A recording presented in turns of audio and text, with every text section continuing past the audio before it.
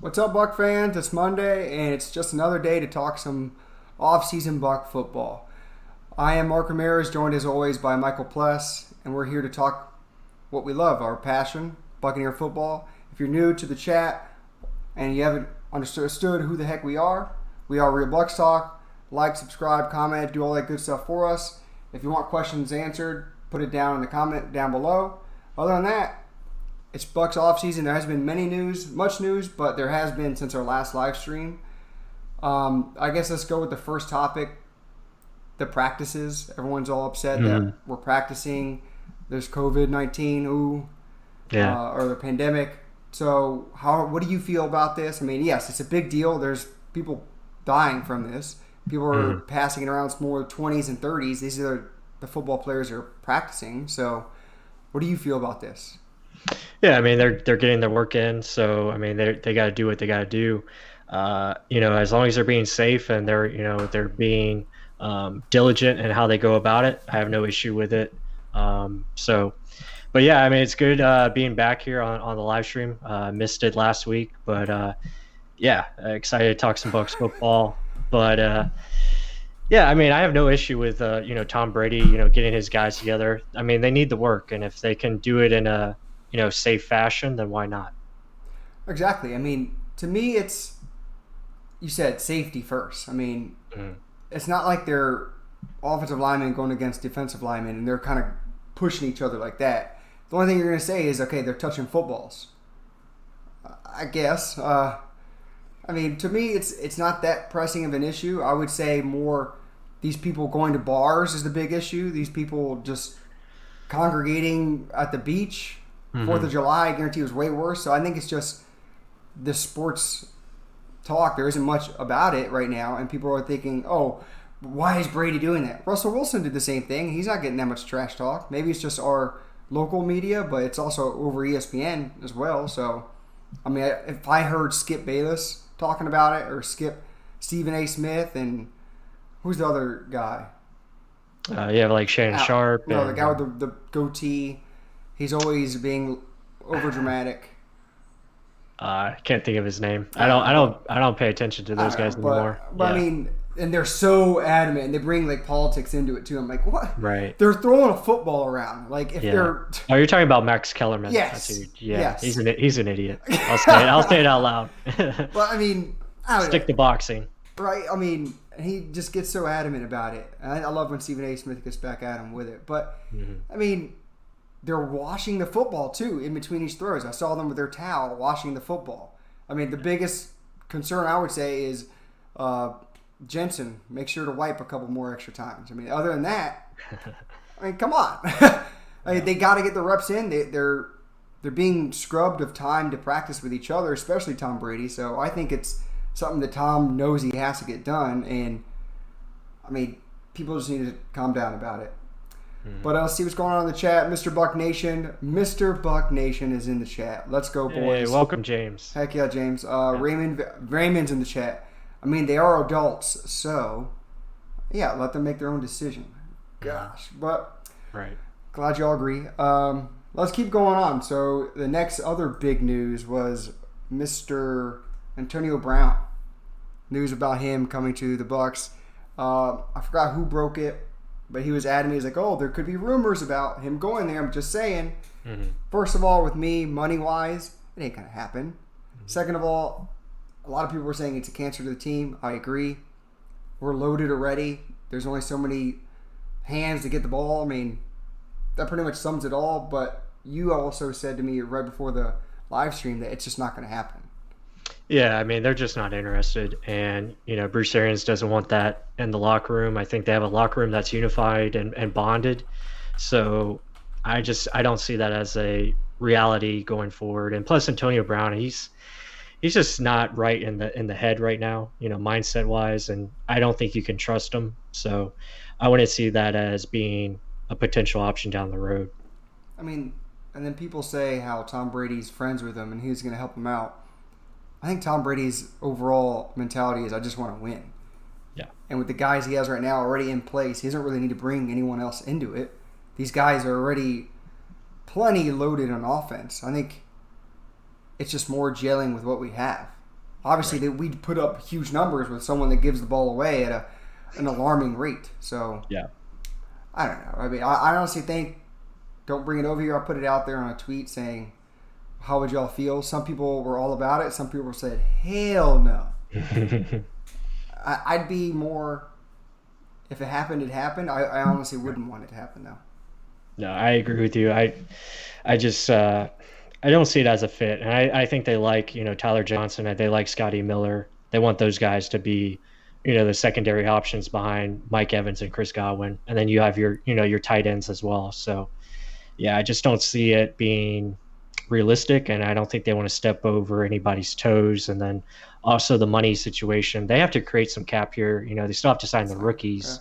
So there's a lot of things that have to take place. Speaking of salary cap and signing people, Raymond, if you have some points about that, drop them in the chat. I know you're Mr. Salary Cap over here. You're our salary cap head. But he also had another question. He said, no way, no how, no need, worthless quitter. Now, if they got Josh Gordon, I'm for that.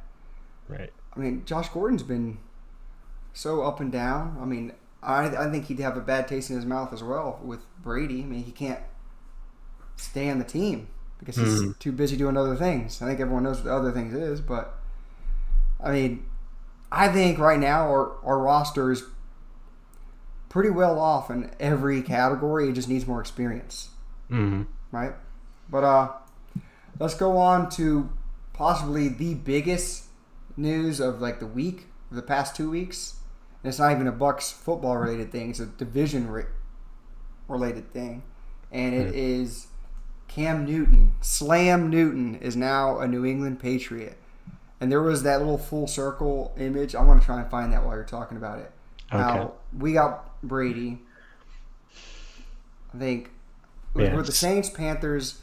It was all the way around. It was like Brady. Yeah, Saints got Winston, and then Panthers got Teddy Bridgewater, and now Cam Newton going to the Patriots. So yeah, I mean, I think that's a good move for him. I think it makes a lot of sense. The creativity of the Patriots offense and Josh McDaniels, I think that would definitely, give them some, added juice to that offense because of Cam Newton's abilities. I just hope they can protect him, because he's going to an offensive line that just wasn't good last season. And it's good competition for, Jarrett Stidham, who might be ready or might not. So it's good to have Cam Newton there and see what it can turn out to be. This isn't really it, but it had a better circle. Either way, look at this. Good. This division just rolling over quarterbacks, right? Right. Yeah. I mean, God, that looks good. Mm-hmm. Let's hope we can see him this year in that uniform. I mean, either way, I think the Patriots made a smart move. Jarrett Stidham isn't.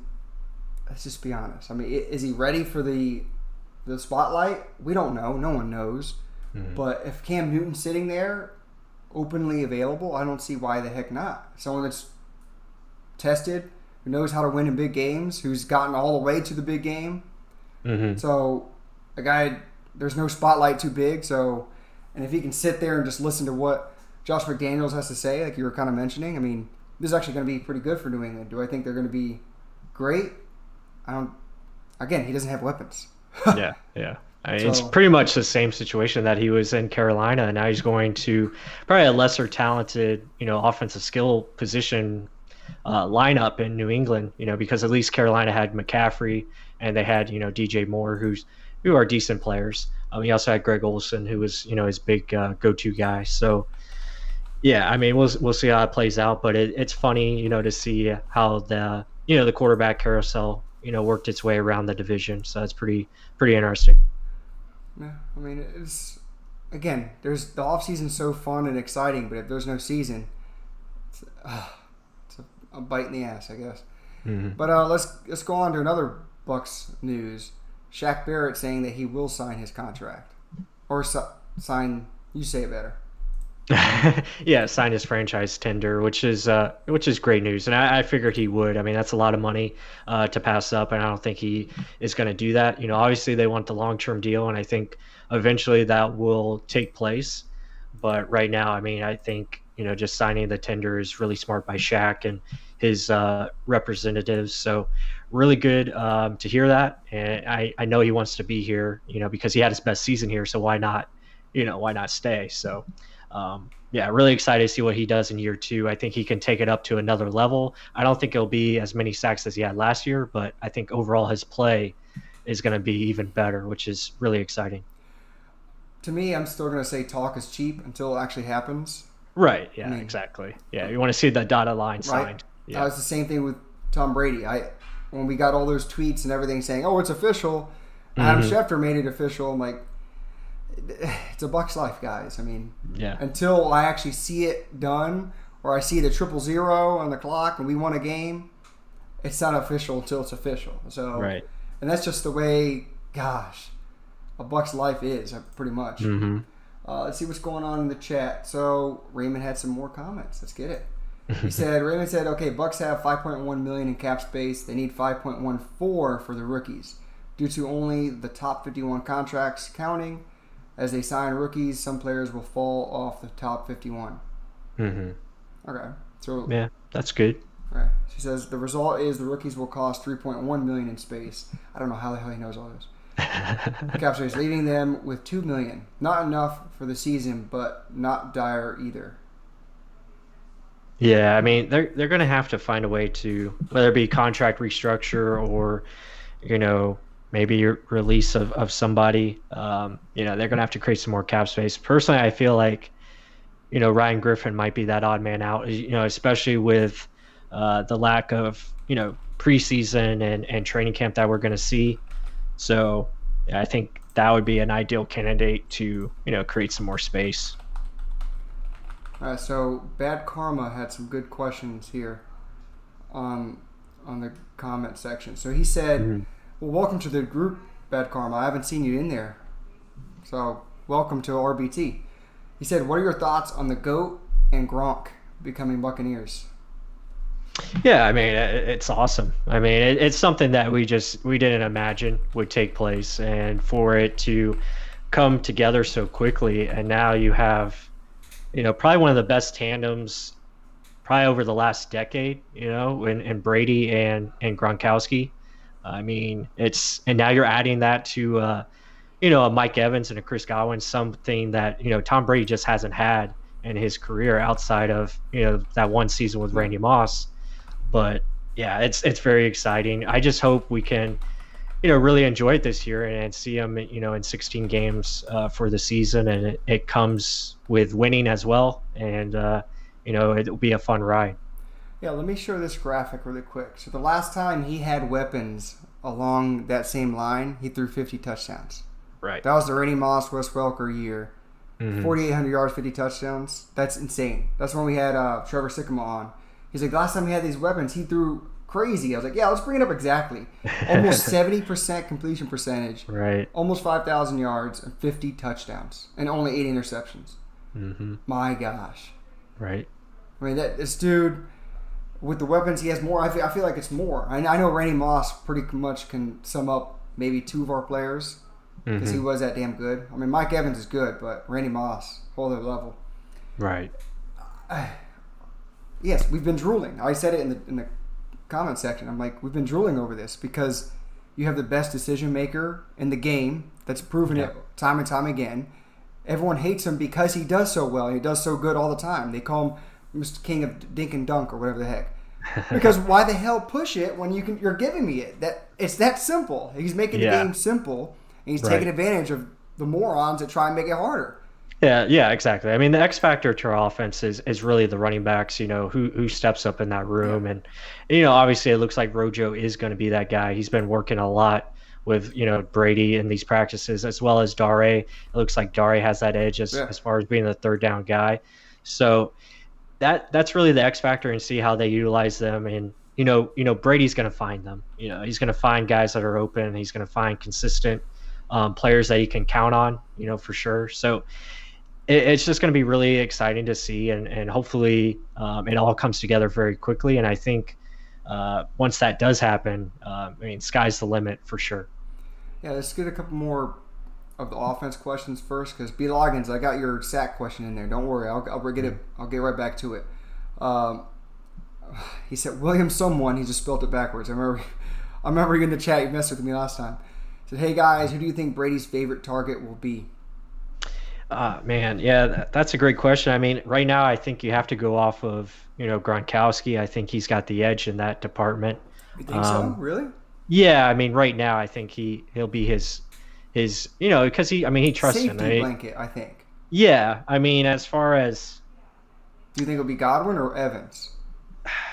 well, again, Brady doesn't really play favorites. I mean, he goes No. to the open guy. So, I mean, who's ever open, that's going to be his man. Obviously, I think Mike Evans will, prosper. He's going to have the edge regardless because of what he's able to do. And now having a different style of quarterback that throws with timing and accuracy, I think it's going to be a little bit different in how everyone's utilized. So, we've seen what these guys can do with Jameis Winston, but now it's going to be different in how they're used with a Tom Brady because he's just a different style of quarterback, So it'll be very interesting to see how it all plays out. But I think Gronk right now is probably the one he trusts the most right now.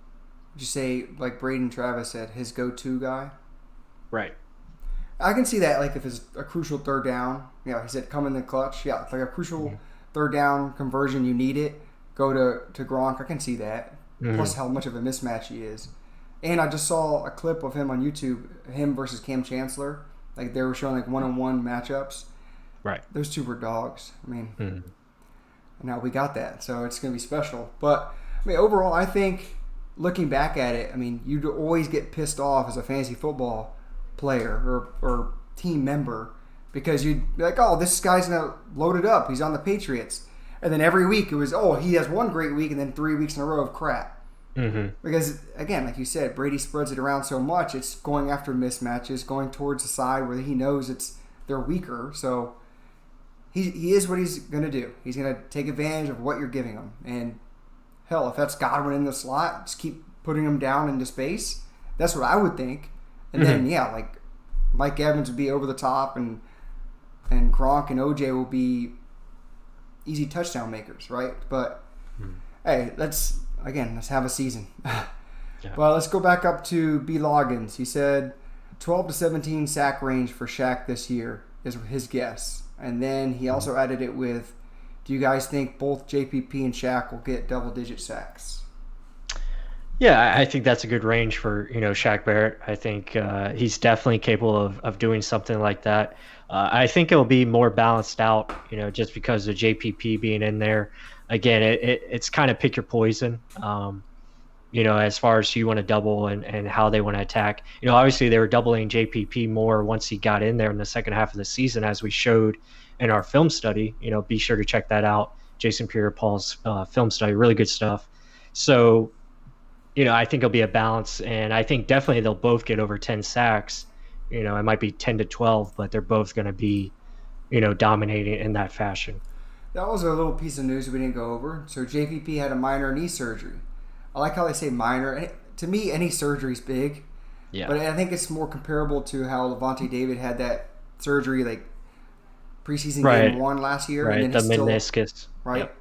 I didn't really read up what exact surgery it was, but if it's minor, it's probably something like that. A meniscus issue, a scope. So hopefully it's a quick fix. And he was joking. He's like, if I'm going to beat the sack record, I got to get my knee fixed. So I hope that's the God honest truth. But but I honestly think JPP no doubt gets over 10 sacks.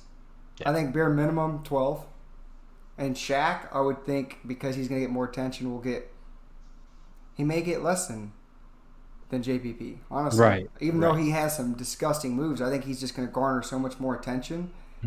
And with that, guys in the middle are going to eat more. You're going to see Vita Vea maybe get more than just 1 or 2 sacks. Right. Yeah, hopefully you see a 5 outbreak from Vita Vea, which would be disgusting. Because if he can do anything else, holy hell. And Sue, you never know. He only had like 1 sack last season. So, right. I mean, I think these guys could really cause havoc. I mean, and then I'm wanting to do a film study on Cousin Daniels and this Quentin Bell guy we picked up from the Raiders.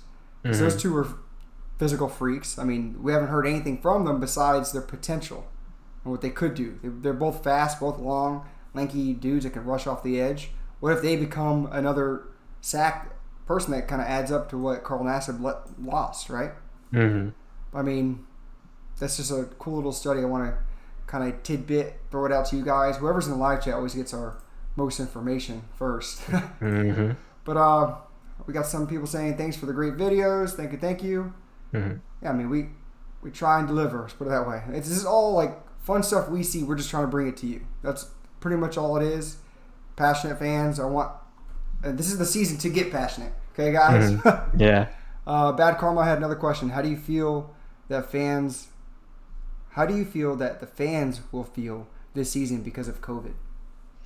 It's going to be tough. I mean, just, I know they're thinking about, I think I saw they're considering, us signing a waiver, to go to games, so they're not liable, stuff like that.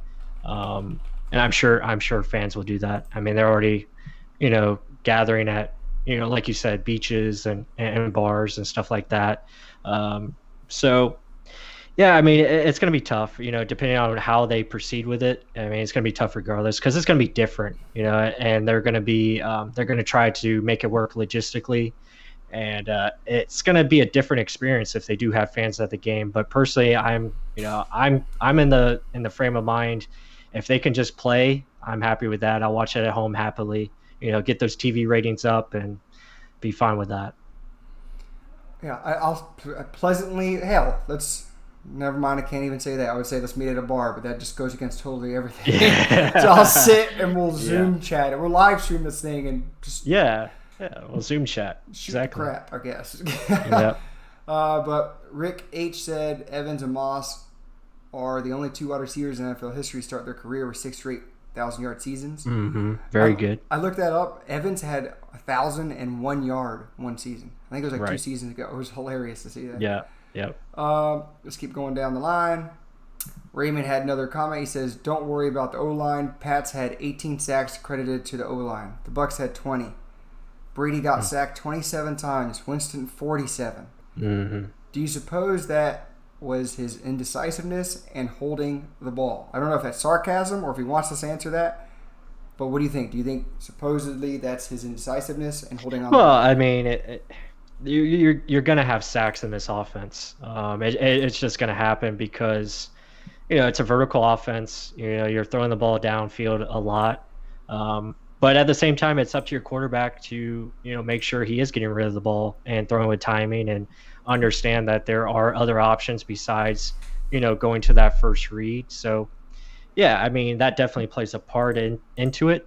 But, I mean, our offensive line can definitely be better. That's no doubt. But I think the Patriots was not very good last year in both categories, whether it be the run or the pass blocking. They were very similar to us. Yeah, and I think, and the 27 sacks by Brady, I think that alludes to how good Brady is of getting rid of the ball quickly.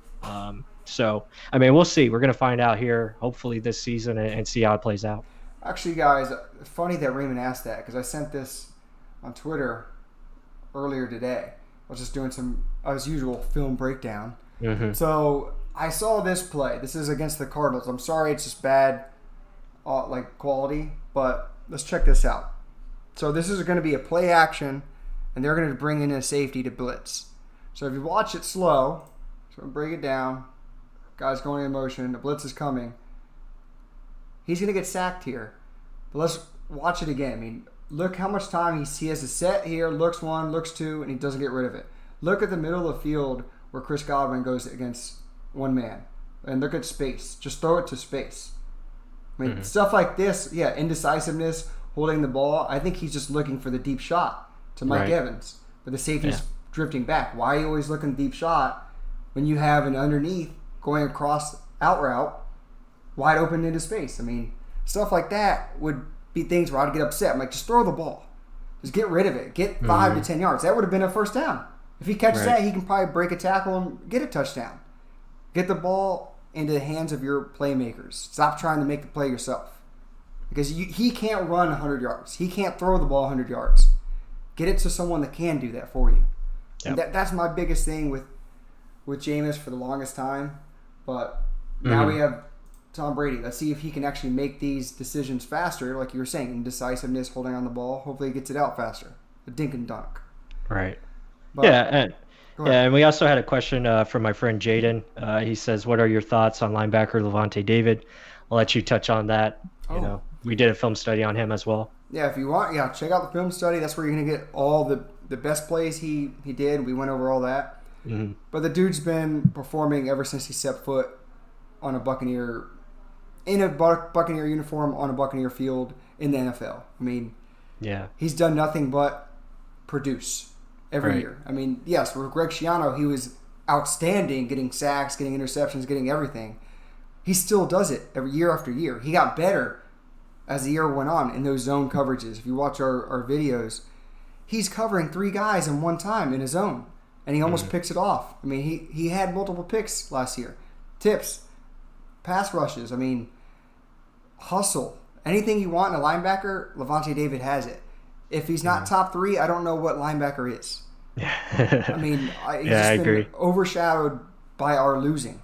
That's the only thing that's been holding him back. And yes, a lot of these, Peter Schrager on NFL Network was saying, yeah, he's finally going to get his attention because he deserves it. And because hopefully we're a winner. So people will be like, holy crap, this Levante David's not bad. Like, Yeah, why haven't we been talking about him? Because we've been a perennial loser. yeah, exactly. How many guys in Yeah, the Browns do you know? yeah, Jaden, thanks for the question, man. Yeah. But yeah, Levante David is just, I mean, he's a superstar. He's probably been our best player over this last decade. He's been, just outstanding and really a class act. He's gotten better, I think, in my opinion, every year. I thought last year was probably one of his best years, personally. So I think this season he's going to be, I mean, lights out because he knows the defense and they're going to use him in different ways to, let him make even more plays. So very excited for what he's got in store. Actually, Jaden had another good question on the defense. He said, what are your feelings on Ndamukong Suh? Yeah, and Dominic and Sue again, another one. We have it up on our channel. Another guy that we've broken down, and I don't get where he gets the criticism that he got, but he's really good. He makes a lot of plays that go unnoticed. So he's a guy that you talk about when you're watching off the ball. Like, don't pay attention to the football. Watch away from the football. And he's a guy that's always making pretty much the play. He makes the play, but he doesn't get the stat for it. He doesn't get the recognition for it. It's someone else that is making the play because of what he did in said play. So really good player. I'm happy that he's back and can't wait to see what he does for Vita Vea and the rest of the defensive line. Yeah, I mean, short answer, I think it's Ndamukong Suh fits the defense better than Gerald McCoy would have. I mean, he's more of a run stuffer. That's what they want in this 3-4 scheme. The middle big guys just clog up holes, make it easier for the middle linebackers to blitz the A gaps. So he fits our role better. He's a better run stopper. So I think he does his job. I'm not looking for him to be a sack artist or to get 10 sacks like at the beginning of his year or of his career. So I think he just fits the job the best. Chill Will said, who is on the outside at cornerback game 1? So outside corners, like 1 and 2, who would you think?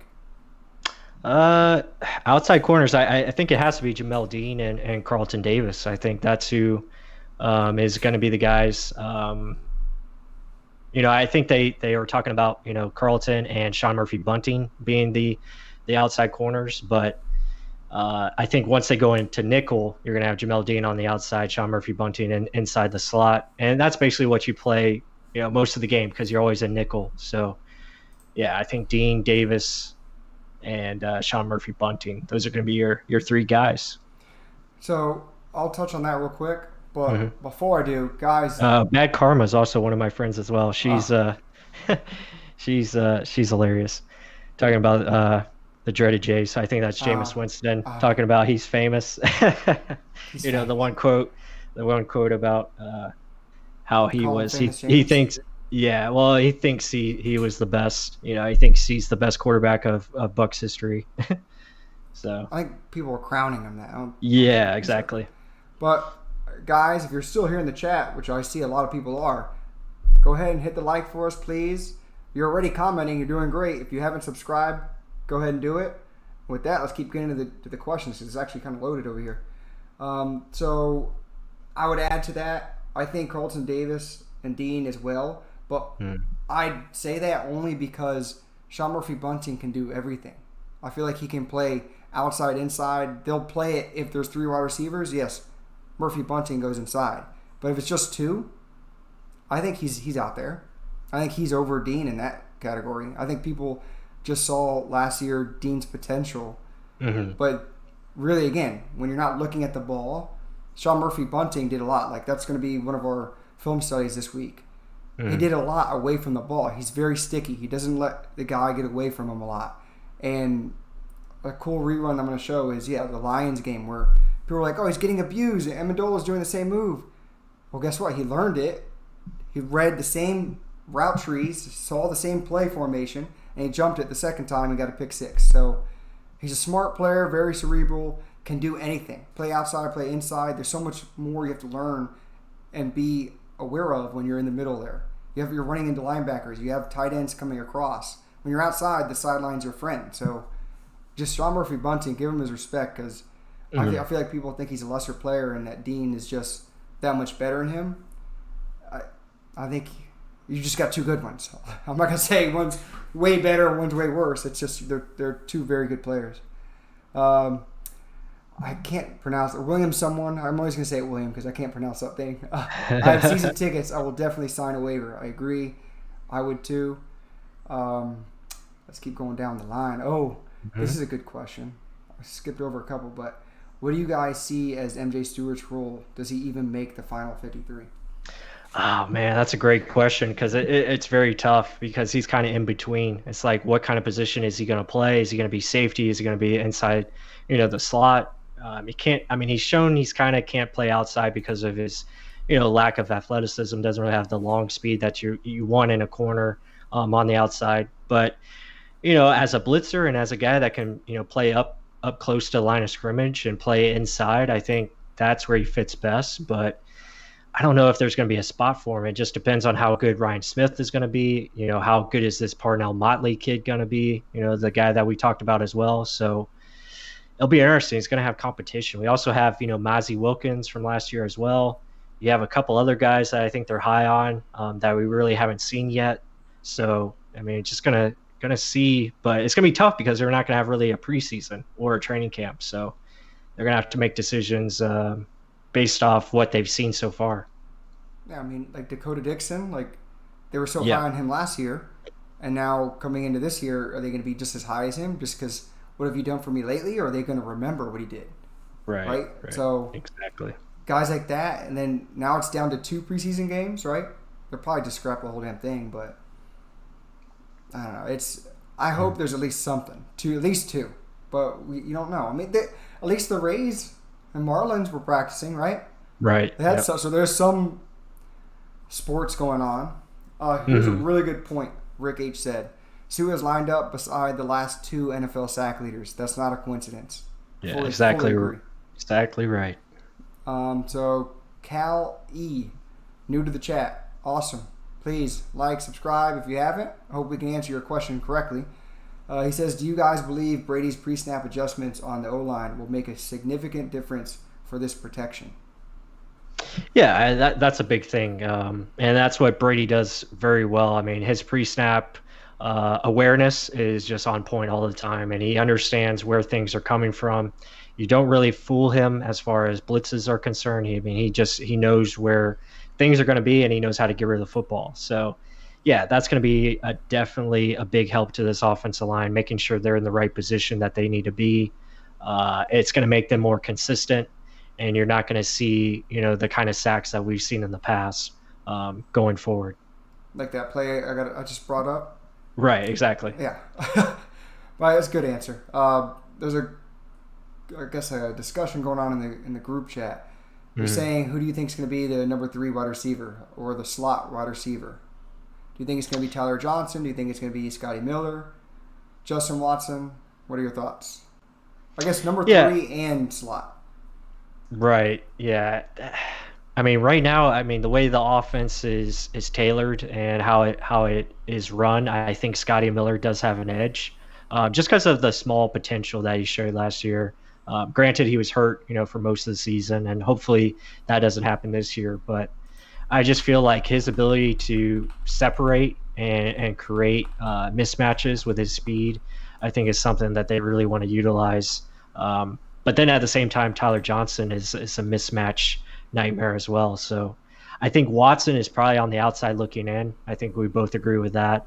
It's hard for me to see him, take a massive step. I think he's shown some things, but it's just been up and down for him, going back throughout his 3 years, I believe he's been on the team. So, we just have to wait and see. But I think Scotty Miller does have the edge. I would say that too, because he could play the number 3 on the outside, which I think BA wants him most there. Right. But he can also play the slot. I mean, he did it at Bowling Green. He showed a little bit of it in our film study. He didn't have that many reps because of injury and just being a rookie, a 6th-round rookie to be exact. Yeah. So, is he have potential? Yes. Is he going to be Wes Welker and Julian Edelman? I'm not going to say that at all. I'm not going to say it's not in the cards that Brady could make him close to something like that. But I mean, we got to temper our expectations. But do I think he has a good chance of winning that spot? Yeah.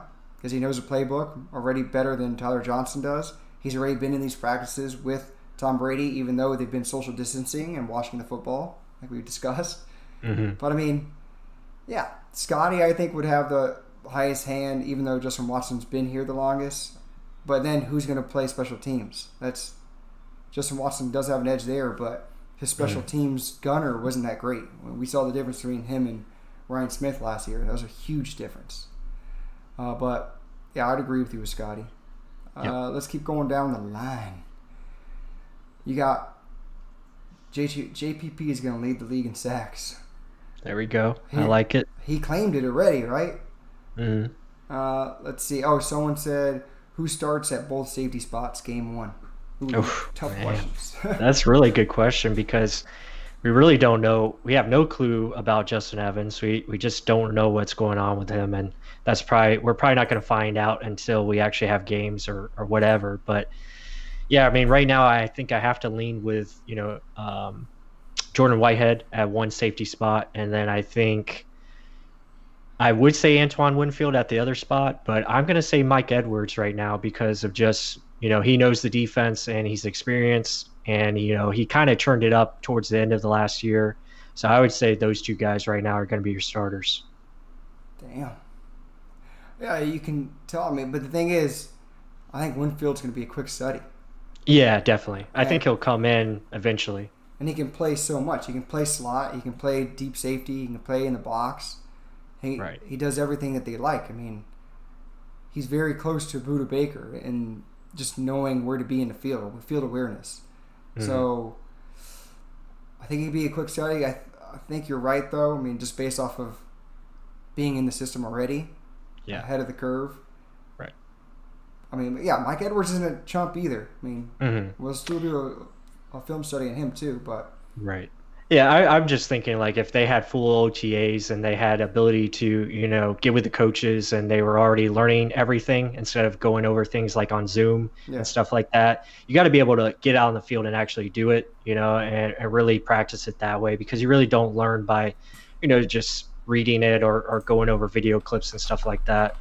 So that's why I say Mike Edwards right now, just because it might take some time for these rookies to catch up. And that's kind of the sad thing, because Antoine Winfield is a great player, especially from his college tape. So I think eventually he'll be the guy, no doubt, because I think they like to use Mike Edwards in different ways. They like to use him in the slot. They like to use him in the box and stuff like that, and let him, be that extra linebacker per se, kind of like Jordan Whitehead as well. So, but we'll see. We'll see how it plays. Justin Evans is the big wild card.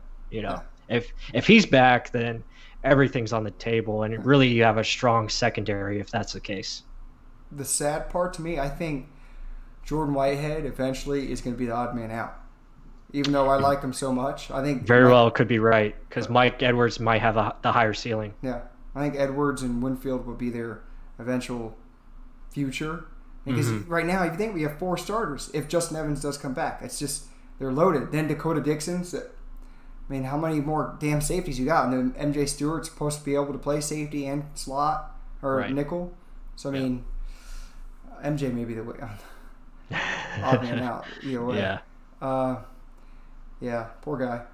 Mm-hmm. Again, so look, working down the line, who's going to be the winning backup QB job? Who's winning the backup QB job? I think I think Blaine Gabbert has the edge there. As much as I like Ryan Griffin, I just think he's going to be the odd man out as far as contract goes, and I think eventually they'll just let him go. I mean, they've kind of run that experiment, and unfortunately, he hasn't got the opportunity to play in a real game as far as season goes.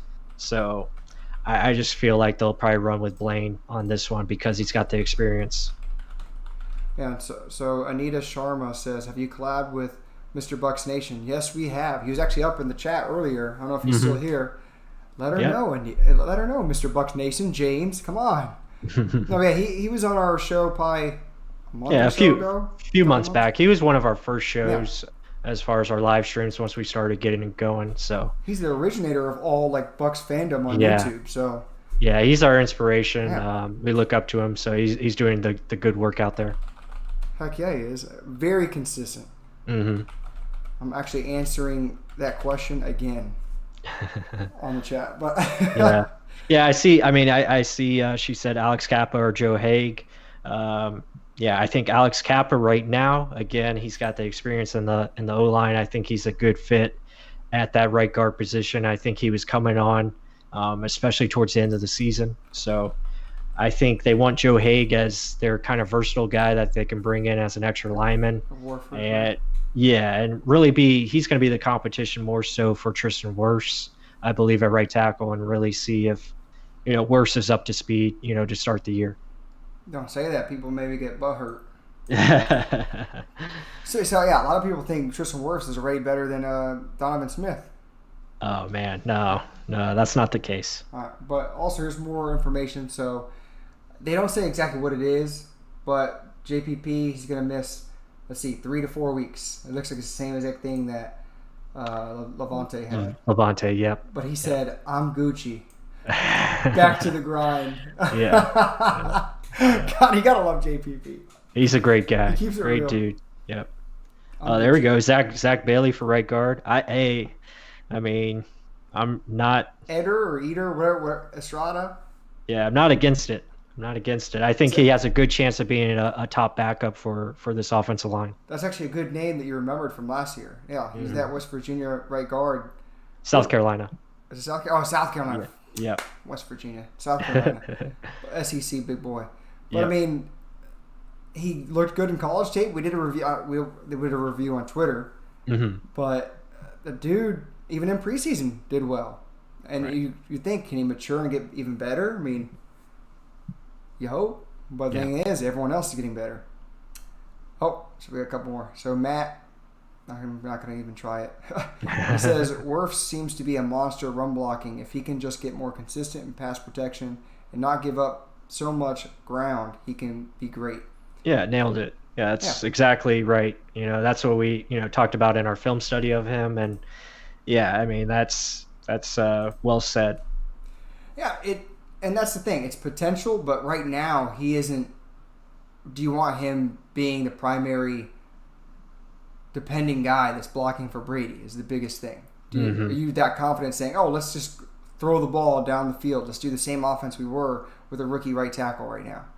I'd rather have a tight end helping Chip a little bit until he gets his bearings and everything. Again, there's not much reps right now. He was going against lesser college people. It's not like he's going against the best every game.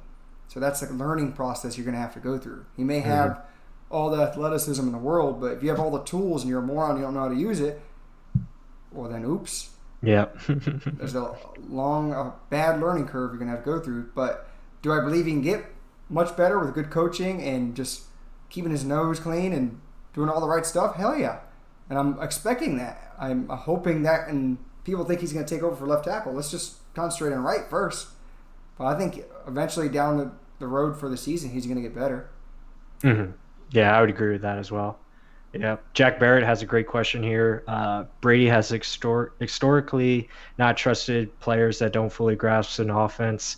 Is there anyone you are worried about within the team being doghoused by Tom? Justin Watson. yeah, I agree with that. I mean, if y'all listen to the Howard Stern interview with Tom Brady, he even said it plain and simple. He's like, you're trusting me to execute the play and to lead your team to victory. And if a guy doesn't know the play, why should I throw him the ball? Right. Because that's going to make me look bad. It's going to make the team look bad. That's going to make everyone, the organization, look bad. It's like, no, you got to earn your trust. You got to know what you're doing. It's your job. So yes, I fully understand that. I think it would be not just based off of him saying he's a dummy. I'm just saying last year he just didn't know the offense as well. Maybe it was lack of reps. But when he went in there, yeah, he was losing the one running the wrong route where Jameis did throw an interception. I know Godwin got called out a couple times, but I think Rojo would definitely be in that category just because of his pass protection issues that he has had at times. So I mean, that would be a guy that you could see Brady getting onto, because Brady, I mean, like every quarterback, they don't like getting hit, and Brady especially, because he wants to be delivering the ball and making plays for his team. So yeah, I could see Rojo being in that realm. Maybe a Scotty Miller, just because. I hope not. They're getting reps in themselves, right? Right. Yeah, exactly. So, but yeah, that's a great question, Jack. This question's rolling in. Yep. All right, I'll let you take the next one. Yeah, so Anita Sharma said Anthony Nelson is going to replace JPP. Hey, I'm not against it. I think that's something that'll be down the road. Yeah. Probably, after his contract is done. I would not be against that. I think Nelson has that kind of potential where he can kind of play that power game. Not saying he's going to be a JPP, because no one's like JPP, but Nelson's got the similar power game with that length that he can use and maybe get sacks that way. Just not as athletic, anywhere near as athletic. No, not at all. But he can fill a role. I mean, that's people want people to replace people. There's a lot of peoples. Just let's fit roles. I mean, that's what Ndamukong Suh's doing for us. That run stopper, gap plugger. I mean, right. I want Anthony Nelson to be my 5 tech. It's going to be more setting the edge in the run, similar to what William Golson's doing, stuff like that. I'm not really looking for aggressive pass rush from him. That's your outside linebackers, where he is going to be in that role at times. I don't expect much from him. And Matt, I'm going to assume it's Newmeyer, because I kept looking at it. He said, it's okay, guys, my last name is hard. I'm assuming it's Newmeyer. So tell me if I'm right. Since Kazan Daniels might get some significant snaps this year, anything you guys can tell us about his game? Actually, if you weren't here earlier, I want to do a film study on him eventually. Him and that Quentin Bell guy. So, I mean, get ready in the future. Other than he's unbelievable hustle, motor. We went to, what was it called, training camp last year, and he was just full go all the time. And he can play that outside linebacker position. He drops back. He does a little bit of everything. Anything to touch on that? No, I agree with that. I think he's got a good speed rush. I think he's got good athleticism, and he can make plays around the edge. I think he's just got to understand how to control his body a little bit better, and not get out of position. And then in the chat, I know Bub. But with that, remember, guys in the chat, everybody love everybody. Okay, everybody love everybody. Let's keep going. So Raymond had a couple of points. He says he doesn't foresee any rookies starting on day one just because of the lack of reps. I kind of agree with that. That's why we're kind of staying with Wirfs and protecting Brady immediately. Winfield again. I think just Winfield based off his dad and knowing the game so well, possibly, but you never know. Mark, butcher your last name, Ramirez. Hey. Yeah. Hey, he said I said it right, okay, Raymond? You got to put it in the hyphens. You got to show me exactly. I mean, my last name's Ramirez. How many Ramirez's have you seen? There's like a billion of me. It's sad.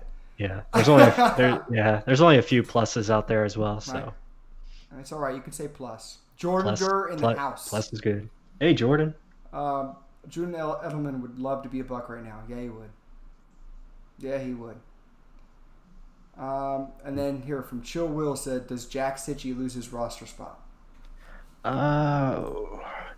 No, not if he's healthy. But that's the big question. I mean, he hasn't been able to stay healthy. So I love him as a player, especially when he's on the field. He's really good. So I hope he can stay healthy. Especially special teams. Yeah, He's a hell of a special teams ace. He's a beast, and he plays pretty good linebacker. Yeah, like you said, stay the hell healthy. Gosh. Mm-hmm. We'll make this the last question because we're getting near the hour. Mm-hmm. William someone says, who will be the Bucs' toughest opponent? And immediately Fred F. said, Kansas City. No, I'm going to disagree because I think it's New Orleans Saints, because that's our division. That's the team that we're, chasing after and trying to win as far as the division goes. So, yeah, Kansas City might be, a tough game, but New Orleans is who we're going up against, and I think that's going to be our toughest team. I agree with that point. They see us twice a year. There's bad blood there. I mean, hell, Jameis is probably going to be itching to get in the game. Yeah. So, I mean, be like I said it too, New Orleans. I mean, they just hate each other. There's moments we get into fights almost every year now. Right. Like Mike Evans throwing someone or Jameis shoving someone in the back of the head. I mean, yeah. I mean, it's not bad blood. It's just very competitive spirit between those two teams. Even though we've been losing a lot of it, I think it's just going to be a different story this year. Right. There's a reason why, guys. I think we all know why. Mm-hmm. But other than that, guys, thank you for all the questions. We've been on here long enough. I hope you enjoyed it. Again, if you're in the chat and you haven't done it yet, please like, subscribe, comment. Other than that, we'll catch you on the next one, and I hope you enjoy our next film study coming up. See ya. Go Bucs.